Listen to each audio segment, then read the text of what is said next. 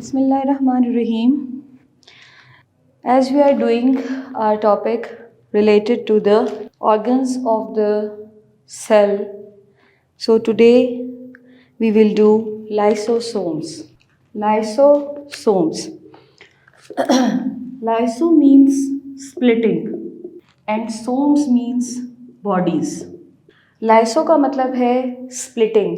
Splitting means किसी चीज़ का टूट जाना या टुकड़े टुकड़े हो जाना. और बॉडीज़ यानी जब बॉडीज़ जो हैं वो स्प्लिटिंग मूवमेंट करती हैं यानी वो टूट जाती हैं, ब्रेक डाउन होता है उनका, तो उसका सारा प्रोसेस जो है वो लाइसोसोम्स के अंदर परफॉर्म होता है. Lysosomes are sac-like single membranes bounded organs which break macromolecules into cells. Lysosomes ऐसे आपके कंपोनेंट्स हैं जो मैक्रोमोलिक्यूल्स होते हैं. लाइक मैक्रो कहते हैं लार्ज मॉलिक्यूल्स को स्प्लिट करते हैं इनटू स्मॉलर मॉलिक्यूल्स, और स्मॉलर मॉलिक्यूल्स को हम कहते हैं micro molecules. Macro means large and micro means small. जैसे आपका ये एक मॉलिक्यूल है, इसको हम स्प्लिट कर देते हैं या डिवाइड कर देते हैं या इसका ब्रेक डाउन कर देते हैं, तो this break down, this splitting, this distribution of large molecules into simple molecules or large bodies into smaller bodies, ये सारा प्रोसेस जो है ये लाइसोसोम्स परफॉर्म करते हैं. डिस्कवरी किसने डिस्कवर किया? They were first reported by Belgian biologist Christian de Duve in 1949. Occurrences का मतलब होता है कि ये कहाँ कहाँ पाए जाते हैं. They are found in almost in all eukaryotic cells except mammalian RBCs. In plant central vacuole function as lysosome. Therefore lysosomes are less in number in plants. All fungi contains lysosomes. ठीक है, lysosomes जो हैं वो तमाम के तमाम eukaryotic cells के अंदर प्रेजेंट होते हैं. लाइसोसोम्स का काम क्योंकि ब्रेक डाउन करना है, तो वो जितने मॉलिक्यूल्स होते हैं उनका ब्रेक डाउन करते हैं. सिर्फ और सिर्फ मेमेलियंस में ये मौजूद नहीं होते. मेमेलियन के जो RBCs होते हैं, लास्ट लेक्चर में मैंने आपको बताया था कि मेमेलियंस क्या होते हैं. मेमेलियंस वो होते हैं जो अपने बच्चों को दूध पिलाते हैं. ठीक है, फीडिंग ऑर्गेनिजम्स. तो वो ऑर्गेनिजम्स को छोड़ के बाकी तमाम ऑर्गेनिजम्स में ये मौजूद होते हैं. ठीक है, और प्लांट सेल में एक बॉडी होती है जिसे कहते हैं फूड वैक्यूल. इस फूड वैक्यूल में तमाम का तमाम फूड जो है वो स्टोर होता है, तो वहाँ पर lysosomes as a food vacuole काम कर रहे होते हैं. लाइसोसोम्स जो है वो इसीलिए प्लांट सेल में कम होते हैं. फंजाइज जितने भी होते हैं उनमें भी लाइसोसोम्स होते हैं. और फिर ये आपसे कह रहे हैं the periplasmic space of bacteria may functions as lysosomes. Bacteria के जो पेरीप्लाज्मिक स्पेस होती है, पेरीप्लाज्मिक स्पेस कौन सी स्पेस होती है? वो स्पेस जो आपके इंटरनल और आउटर मेम्ब्रेन के दरमियान में होती है, वहाँ पर भी लाइसोसोम्स जो हैं वो प्रेजेंट होते हैं. ठीक है, केमिकल कंपोजिशन. केमिकली ये कहाँ कहाँ पर मौजूद होते हैं? केमिकल कंपोजिशन का मतलब ये होता है कि ये किस से मिलके बनते हैं. ठीक है, तो केमिकल कंपोजिशन क्या होती है इसकी हम ये देखते हैं. Chemical combination. Lysosomes contain many enzymes like acid, phosphate and all types of hydrolytic enzymes like carbohydrates, lipase, nucleases and proteases. अच्छा, केमिकल कंपोजिशन में जो आपके लाइसोसोम्स होते हैं वहाँ पर भी ये एंजाइमेटिक फंक्शन करते हैं, और ये फॉस्फेट्स और हाइड्रोलाइटिक एंजाइम्स में होते हैं. In all type of hydrolytic enzymes. Hydrolytic enzymes क्या होते हैं? हाइड्रो का मतलब होता है वाटर. हाइड्रोलाइटिक एंजाइम्स, तो hydro means water containing enzymes. ठीक है। वाटर कंटेनिंग एंजाइम्स में भी ये होते हैं टाइप्स, कार्बोहाइड्रेट्स में, लाइपेजेस में, न्यूक्लियसेस में। न्यूक्लियसेस वो है जो ब्रेक डाउन करती है फॉस्फेट्स का, ब्रेक डाउन करती है ये फॉस्फेट्स का, वहाँ मौजूद होते हैं। मैं एक एक वर्ड का मीनिंग आपको इसलिए बता रही हूँ कि जब आप पढ़ेंगे तो आपका कॉन्सेप्ट इससे क्लियर हो जाएगा, ठीक है। फॉस्फेट्स में होते हैं प्रोटेस में, प्रोटेन्स जो है वो प्रोटीन से निकला है, ब्रेक डाउन ऑफ प्रोटीन। तो ये इसकी टोटल केमिकल कंपोजिशन होती है। शेप ऐसी क्या होती है, दे आर रफली स्फेरिकल इन शेप, जैसे कि आप डायग्राम में दे सकते हैं कि ये स्फेरिकल शेप के होते हैं रफली। साइज, इनका साइज होता है 0.1 से 0.8 माइक्रोमीटर इन डायमीटर। ये phagocytic WBCs, phagocytes means macro molecules के जो सारी ये होते हैं फैगोसाइटस, इसमें इनका हाइड्रोलिसिस होता है और केमिकल बॉन्ड इनका टूट जाता है, ठीक है। तो ये उस किस्म के फैगोसाइटोसिस की शक्ल में होते हैं। उनके अलावा ये is the large type which is around 0.8 से लेके 2 माइक्रोमीटर्स तक होते हैं। कितने किस्म के होते हैं types, they are known as polymorphic, poly means many, ठीक है। तो ये पोलीमॉर्फिक होते हैं जो कि रिलीज़ करते हैं तमाम के तमाम अपने इम्यून सेल्स को, ठीक है। Cellular organs during the function exist in the morphological and psychological physiological states. अच्छा, टाइप्स ऑफ लाइसोसोम्स जो कि पॉलीमॉर्फिक सेल्स में मौजूद होते हैं वो 2 किस्म का काम करते हैं। डिफरेंट मॉर्फोलॉजिकल और फिजियोलॉजिकल स्टेट्स में ये फंक्शन करते हैं। मॉर्फोलॉजिकल क्या होता है, मॉर्फोलॉजी एक साइंस की ब्रांच है बायो की, जिसमें हम स्ट्रक्चर ऑफ द बॉडी पढ़ते हैं, ठीक है। तो ये जितने भी स्ट्रक्चर्स वगैरह हैं उनमें एग्जिस्ट होते हैं। और फिजियोलॉजिकल स्टेट भी होती है। फिजियोलॉजिकल स्टेट आपकी क्या होती है या फिजियोलॉजी क्या होती है, जिसमें हम बॉडी के डिफरेंट पार्ट्स का फंक्शन पढ़ते हैं। मॉर्फोलॉजी जिसमें हम स्ट्रक्चर पढ़ते हैं और फिजियोलॉजी जिसमें हम उसके पार्ट्स को फंक्शन पढ़ते हैं, उन्हीं पार्ट्स का फंक्शन पढ़ते हैं। तो इन दोनों चीज़ों में ये एग्जिस्ट करते हैं लाइसोसोम्स। अच्छा, टाइप्स इसमें आ जाती हैं आपकी प्राइमरी, सेकेंडरी आ जाते हैं। प्राइमरी कौन से होते हैं, enzymes are synthesized by ribosomes of the rough endoplasmic reticulum and then taken to Golgi bodies. पहले ये इनका ब्रेक डाउन होता है, इनका सिंथेसाइज होता है रफ एंडोप्लाज्मिक रेटिकुलम में, और फिर वहाँ से ये गोल्जी बॉडीज़ में शिफ्ट हो जाते हैं। Where they are processed and budded off as a Golgi vesicles called primary lysosomes. और पहले मैं आपको गोल्जी बॉडीज़ का बता चुकी हूँ, वहाँ पर वेसिकल्स मौजूद होते हैं, वहाँ पर वेसिकल्स में ये ऐसे प्राइमरी लाइसोसोम्स काम करते हैं, ठीक है। Then secondary lysosomes, they are called as digestive vacuoles. Secondary lysosomes जो हैं वो डाइजेस्टिव वैक्यूल की तरह काम करते हैं, यानी जितना बॉडी के अंदर आपका स्टोरेज होता है ये उसको डाइजेस्ट करते हैं। जैसे हमारी बॉडी के अंदर डाइजेस्टिव सिस्टम होता है और हम उस सिस्टम के रेफरेंस से अपने बॉडी में डाइजेशंस करते हैं, तो ये सेम इसी तरीके से डाइजेस्टिव पार्ट्स का काम करता है, ठीक है। They are form by the fusion of primary lysosomes with food vacuole known as phagosomes. अब क्या है यहाँ पर, ये कैसे बनते हैं सेकेंडरी बनते हैं, फ्यूजन होती है। फ्यूजन होता है जैसे आप 2 चीज़ों को आपस में मिला लेते हैं, लाइक दिस फ्यूजन। अब यहाँ पर फ्यूजन किस किस की हो रही है, प्राइमरी लाइसोसोम्स की और फूड वैक्यूल की। ये आपका है प्राइमरी लाइसोसोम और ये है आपका फूड वैक्यूल, और ये दोनों मिल जाते हैं, फ्यूज हो जाते हैं, और फ्यूजन से ये बनाते हैं फैगोसोम्स, जिसे हम फैगोसाइटिक फूड वैक्यूल भी कहते हैं। रेजिड्यूल का मतलब ये होता है कि वो जो यूज़ होने के बाद बच जाता है, रेजिड्यू जिसे कहते हैं। तो यहाँ पर रेजिड्यूअल बॉडीज़ और टर्शरी लाइसोसोम्स भी हम कहेंगे। रेजिड्यूअल बॉडीज़ भी कह सकते हैं उनको, और उसको आप टर्शरी लाइसोसोम्स भी कह सकते हैं। Lysosomes contains undigested material after the absorption of digestion. जब एब्जॉर्प्शन हो जाती है, डाइजेस्टेड फूड सारा एब्जॉर्ब हो जाता है, तो पीछे रेजिड्यूअल बचता है। जैसे हमारी बॉडी में हम खाना खा लेते हैं, हमारा फूड बॉडी के डिफरेंट पार्ट्स में एब्जॉर्ब हो जाता है, just cause of the blood, और फिर जो रेजिडुअल अमाउंट होती है वो in the form of waste products आपकी बॉडी से आउट हो जाती है, या एक्सपेल आउट आप उसे कहते हैं हो जाती है। इन द सेम वे यहाँ पर जब एब्जॉर्प्शन हो जाती है, जितना फूड डाइजेस्टेड हुआ होता है वो साइटोप्लाज्म के अंदर ही एब्जॉर्ब हो जाता है, और जो बचता है वो रेजिडुअल लाइसोसोम्स कहलाते हैं। ठीक है। In unicellular organisms these are removed outside of the cell.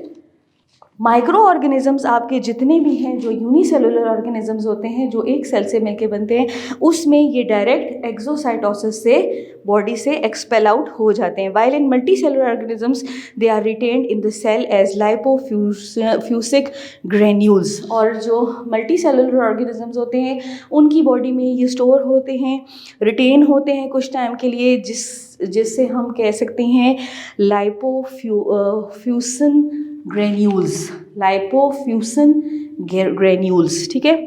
इसमें फिर ऑटोफेजिक लाइसोसोम्स आते हैं। ऑटो मीन्स वो होते हैं जो खुद अपना काम करते हैं, ऑल्सो कॉल्ड ऑटोफेगोसोम्स और साइटोलाइसोसोम्स। When primary lysosomes fused with dead cellular organisms such as mitochondria and with after die 10 days to be digested are called autophagosomes। अब क्या होता है, जो आपके प्राइमरी लाइसोसोम्स होते हैं, लाइक ये मैंने आपको बताया ना प्राइमरी लाइसोसोम्स, यहाँ पर फूड वैक्यूल के साथ करते हैं, जबकि यहाँ पे ये डेड ऑर्गेनिजम्स जैसे माइटोकॉन्ड्रिया, ठीक है, organisms they are removed after the organs such as mitochondria which dies after 10 days। 10 दिन के बाद उसकी जो एग्जिस्टेंस होती है वो ख़त्म हो जाती है, और वो फिर एज अ ऑटोफेगोसोम्स काम करते हैं। Such as human liver cells recycle half of its macromolecules each week. हमारा जो ह्यूमन का जो लिवर होता है वो रिसाइकलिंग करता है आफ्टर अ वीक। हर वीक में उसमें जितने मैक्रो मॉलिक्यूल्स प्रेजेंट होते हैं वो उनकी रिसाइकलिंग करता है, यानी उनके वो कंटेंट्स जो के रेजिडुअल पार्ट्स में बॉडी में ऑब्जर्व हुए होते हैं उनको रिमूव करता है और उसकी जगह पे नए वाले लेकर आ जाता है। ठीक है। तो ये होते हैं आपके ऑटोफेगस्टिक लाइसोसोम्स। अब आप देखते हैं फंक्शन ऑफ लाइसोसोम्स क्या होता है, जबकि मैंने इतने फंक्शंस भी आपको बता दिए हैं कि ये हाइड्रोलाइटिक एंजाइम्स हैं, वाटर कंटेनिंग एंजाइम्स हैं, ये फ्यूजन करते हैं पहले प्राइमरी लाइसोसोम्स के साथ, और किसके साथ बताया था मैंने आपको, प्राइमरी लाइसोसोम और फूड वैक्यूल के साथ। फिर मैंने आपको बताया कि ये प्राइमरी लाइसोसोम्स के साथ डेड मॉलिक्यूल्स का डाइजेशन करते हैं। अब हम इसका फंक्शन देखेंगे तो ऑटोमेटिकली आपको मुझे बता देना चाहिए, अगर स्टूडेंट्स होते तो ऑब्वियसली वो मुझे बता देते कि यहाँ पर इनका मेन फंक्शन क्या है। तो lysosomes perform many function inside and outside the body which are as under. अब इसमें हमारे पास कुछ फंक्शंस हैं जो कि आए हैं। इतना टॉपिक इसको हमने इतना डिटेल में आपको एक्सप्लेन नहीं करवाना, सिर्फ हमने इसको आपको थोड़ा सा इसका हिंट्स दे देने हैं, क्योंकि आपका कंडेंस सिलेबस है तो उसमें हमने बहुत डिटेल में क्वेश्चन आंसरिंग नहीं करनी। तो इंट्रासेलुलर डाइजेशन जो आपकी होती है उसका सबसे पहला काम ये होता है कि फॉरेन सब्सटेंसेस, जो बाहर से आने वाले सब्सटेंसेस होते हैं उनको फॉरेन सब्सटेंसेस कहते हैं। ये बॉडी में आते हैं फैगोसाइटोसिस के ज़रिए, मैंने आपको बता दिया। पिनोसाइटोसिस जो कि लिक्विड मॉलिक्यूल्स को डाइजेस्ट करते हैं उन्हें लाइसोसोम्स कहते हैं। This process is called as heterophagy. इस प्रोसेस को हम कहते हैं हेट्रो का मतलब होता है, होमो का मतलब होता है same, homo means same and hetero means different. तो यहाँ पर दो डिफरेंट मॉलिक्यूल्स हैं। नंबर 1 एक आपका फैगोसाइटोसिस है और दूसरा आपका पिनोसाइटोसिस है। अब ये दोनों मिलके जब डाइजेशन करेंगे तो दोनों हेट्रोफैगी कर देंगे। The old and dead cell organisms are digested by lysosomes and store food in the digestion during starvation. This process is known as autography. इस प्रोसेस को हम ऑटोग्राफी कहते हैं। तो यहाँ पर आपका ये चैप्टर कंप्लीट होता है। इसके अलावा एक्स्ट्रा सेलुलर डाइजेशन भी होती है। Lysosomes also help in extra cellular digestion bye releasing enzymes. इसमें रिलीजिंग एंजाइम्स होते हैं ऑफ बोन, जिनको बोन्स का प्रॉब्लम हो जाता है, जिनको हड्डियों का प्रॉब्लम हो जाता है, dissolve unwanted plants of the bone. Extra cellular digestion also takes place in fungi. Fungi में भी आपकी एक्स्ट्रा सेलुलर डाइजेशन होती है। Autolysis, some of time all lysosome cell burned to dissolve the cell completely. कभी कभी तमाम particles of the lysosomes जो हैं, जो उसके कंपोनेंट्स हैं, वो बर्नट हो जाते हैं, यानी वो खुद ब खुद ही ख़त्म हो जाते हैं completely. Thus, they are also suicidal bags because old cells like WBCs, platelets and epithelial cells are removed by autolysis. वही होता है, यानी सुसाइड अटैम्प्ट आप कह सकते हैं, जैसे ये करते हैं, अपने आप को खुद ख़त्म कर लेते हैं, क्योंकि इनके अंदर WBCs भी होते हैं, प्लेटेलेट्स भी होते हैं, एपिथेलियल सेल्स भी होते हैं, वो सब को रिमूव करके इसी प्रोसेस को ऑटोलाइसिस कहते हैं। It is destroyed unwanted organs of the embryo such as tail of human embryo and tail of tadpole. और इसमें कभी कभी ऐसे भी होता है कि इसमें जो टेल होती है एम्ब्रियोज़ की, जैसे कि टेडपोल की टेल होती है, या ह्यूमन एम्ब्रियो जब स्टार्ट होता है, जब बनना स्टार्ट होता है, उसी टाइम पर उसे ये बर्स्ट कर देता है। Crinophagy the excess of hormones of endocrine gland. Endocrine system में जितने भी आपको एंडोक्राइन ग्लैंड्स हैं जो कि डिफरेंट टाइप ऑफ सिक्रीशंस करते हैं, उसमें इनका एंडोक्राइन ग्लैंड्स जो हैं वो डाइजेस्टिव हो जाते हैं, सारे डाइजेस्टेड हो जाते हैं बाय लाइसोसोम्स, और इसे हम क्राइनोफैगी कहते हैं। Exocytosis of cell excretion. Sometimes enzymes of primary lysosomes are released from the cell. This occur during replacement of cartilage of the bone during development. जब डेवलपमेंट हो रही होती है उस टाइम पर एक बोन होती है जिसे कहते हैं कार्टिलेजियस बोन। कार्टिलेजियस क्या होती है? It is a kind of a white bone, बहुत नरम सी होती है। जैसे आप चिकन खाते हैं तो चिकन के अंदर एक नरम सी वाइट कलर की हड्डी होती है, वो भी कार्टिलेजियस बोन होती है। इसी तरह फिश के अंदर आपने देखा है कार्टिलेजियस बोन्स होगी। तो यहाँ पर ये कह रहे हैं कि this occurs during the replacement of cartilaginous of bones.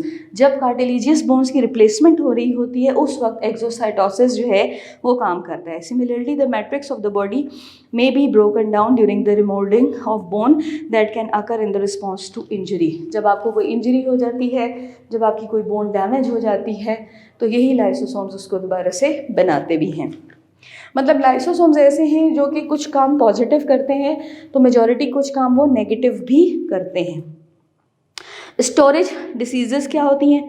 Diseases due to faulty lysosomes, जिनकी बॉडी में लाइसोसोम्स एज अ फॉल्टी काम कर रहे होते हैं, यानी सही प्रॉपर्ली काम नहीं कर रहे होते, उनको क्या डिजीजेस होती हैं? Several congenital diseases by birth but not heredity. ये डिजीजेस बाय बर्थ आती हैं लेकिन हेरिडिटी यानी कि ये parents to their offsprings transfer नहीं होती। Have been found to occur due to the accumulation of substance within the the cell. सेल के अंदर जो सब्सटेंस हैं वो कुछ उनकी क्वांटिटी ज़्यादा प्रोड्यूस हो जाती है, जैसे हार्मोन्स वगैरह होते हैं, जैसे सिक्रीशन ऑफ ग्लैंड्स मैंने आपको बताया, जब वो एक्स्ट्रा हो जाते हैं या वो क्वांटिटी से ज़्यादा हो जाते हैं तो इस किस्म की डिजीज़ेस होती हैं। सच एज ग्लाइकोजन और various glycolipids, they are actually by mutation in the genes of lysosome enzymes. About 20 such diseases are known as 2 of them are given below. अभी तक इनमें से कोई 20 डिजीज़ेज आई हैं, लेकिन उनमें से कोई भी 2 डिजीज़ेज उन्होंने आपको यहाँ पर बताई हैं, लेकिन हार्डली 20 डिजीज़ेज जो हैं वो एग्जिस्ट करती हैं during the lack of the function of the lysosomes. जब लाइसोसोम्स का फंक्शन बहुत कम काम कर रहा होता है उस टाइम पर ये करते हैं। नंबर 1 आपके पास आता है जी स्टोरेज डिजीजेस, जिसको ग्लाइकोजेनेसिस टाइप 2 डिजीज़ कहते हैं। It is caused due to absence of D glycosides. In this disease liver and muscle cells are appear to be filled with glycogen. यहाँ पर आपके जितने भी डिजीज़ लिवर के disease होते हैं और इसमें मसल्स जो हैं आपके वो बिल्कुल फिल्ड हो जाते हैं किसी एक सिक्रीशन से जिसको ग्लाइकोजन कहते हैं, और यहाँ पर मेम्ब्रेन बॉर्डर ऑर्गन्स भी इसमें होते हैं। उसमें थाई सेक्स diseases, they diseases rare disorder perform parents to child, ये पेरेंट्स से चिल्ड्रन में आते हैं। It is caused by the absence of the enzyme beta hexosaminidase, यहाँ पर एक एंजाइम है बीटा हेक्सोएमाइडेज, अगर वो एब्सेंस हो, उसकी प्रेजेंस ना हो, बॉडी में वो रिमूव हो, तो कोई बीमारी जो है वो parent to their young one transfer हो जाती है। ठीक है, that helps in the break down of the fatty substances, जो कि बॉडी में फैटी सब्सटेंसेज है उसको भी ब्रेक डाउन करती है। These substances is brain called gangliosides. Brain में अगर ये फैटी एसिड्स होंगे या ये वाले सब्सटेंसेज होंगे तो उसे हम गैंग्लियोसाइड्स कहेंगे। Build up the toxic level mainly in babies and young children's and affect the function of the neurons. Neurons क्या होते हैं? हमारे ब्रेन में, नर्वस सिस्टम में जो है वो न्यूरॉन्स प्रेजेंट होते हैं। न्यूरॉन्स का काम क्या होता है कि वो इम्पल्सेस को from one part of the body which is brain, CNS, central nervous system से उसे हम ट्रांसफ़र करते हैं, वो बाकी पार्ट्स ऑफ द बॉडी तक जाता है, तो उसमें उसकी वर्किंग कोई इतनी ख़ास नहीं रहती, वहाँ पर ये अपना इफ़ेक्ट शो करवाता है। इसमें सिम्टम्स क्या होते हैं? जब भी कोई बीमारी होती है तो उसके पर्टिकुलर कोई ना कोई सिम्टम्स भी होते हैं। इसके सिम्टम्स ये हैं कि child loses muscle control, child जो बच्चा होगा उसका मसल कंट्रोल बिल्कुल ख़त्म हो जाएगा, उसकी बॉडी जो है वो मस्कुलरली सही काम नहीं करेगी। Eventually leads to the mental retardation, blindness, paralysis and even death. और इसमें क्या होगा कि इवेंचुअली वो पैरालाइज हो जाएगा, उसकी बॉडी पूरी पैरालाइज हो जाएगी। जैसे आपने नॉर्मली कुछ बच्चे देखे होते हैं जो कि बिस्तर पर होते हैं, वो ग्रो कर रहे होते हैं लेकिन उनके बॉडी मसल्स काम नहीं कर रहे होते, वो खड़े नहीं हो सकते, वो हाथ से कोई चीज़ खा नहीं सकते, लाइक इस तरह से होता है। और ये सारी बीमारियां due to the lack of the lysosomes होती हैं। लाइसोसोम्स का टॉपिक आपका थोड़ा सा लंबा भी था और इसको मैंने आपको बहुत अच्छे से समझाने की कोशिश भी की है। होप कि आपको ये समझ आ गया होगा। प्लास्टिड्स हमने कर लिए हैं, ठीक है। Then we come to the cytoskeleton. Cytoskeleton Greek word जो है काइटोस यानी सेल और स्केलेटन यानी ड्राइड बॉडी।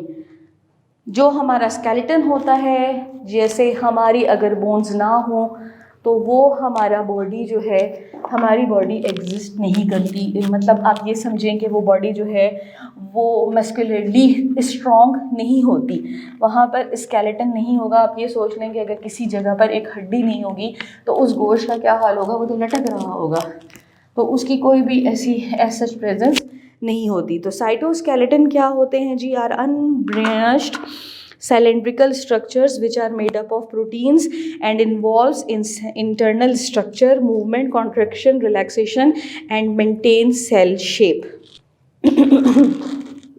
इनका काम क्या है कि ये सेल को शेप मेंटेन करते हैं, ठीक है, प्लस ये आपके इंटरनल स्ट्रक्चर जितने बॉडी के हैं उनको मेंटेन करते हैं। मूवमेंट है बॉडी की, कॉन्ट्रैक्शन होती है, एक्सपेंशंस भी होती हैं या रिलैक्सेशंस भी कह सकते हैं आपको, ठीक है, ये करते हैं। और मेंटेन सेल शेप यानी साइटोस्केलेटन का जो फंक्शन है वो आपको इन्होंने स्टार्ट में ही बता दिया कि इसका फंक्शन क्या है कि ये सेल को शेप देते हैं, ये मूवमेंट ऑफ द बॉडी करते हैं, इन कॉन्ट्रैक्शन, किसी भी मसल्स का सुखड़ जाना या मसल्स का रिलैक्स हो जाना तो वो कॉन्ट्रैक्शन कहते हैं, सुखड़ना, और रिलैक्सेशन जो है उसका दोबारा से फैल जाना, ठीक है। There are 3 types of cytoskeletons elements based on size and chemical composition.